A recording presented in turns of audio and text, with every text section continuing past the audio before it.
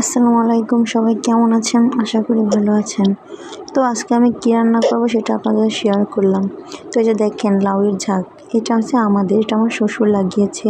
তো এখানে অনেক অনেক লাউ ধরছে, তো আগামীকাল অনেকগুলো বিক্রিও হয়েছে।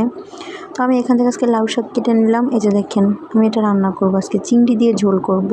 তো সচরাচর গ্রামের মানুষ এটা খায় না ঝোল, ওরা একটু ভাজি করে বা ছোটো মাছ দিয়ে রান্না করে খায়। তো আমি রান্না করবো আজকে চিংড়ি মাছ দিয়ে ঝোল। দেখেন গাইস, আমাদের লাউয়ের ঝোঁকটা কত বড়, অনেক বড়।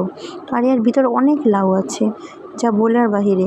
আর আমরা ঢাকায় তো লাউ খাই অনেক টাকা দিয়ে কিনে, কিন্তু এখানে লাউয়ের দাম খুব কম, 15 টাকা 20 টাকা করে লাউ। এই যে দেখেন কত লাউ ধরছে গাছে।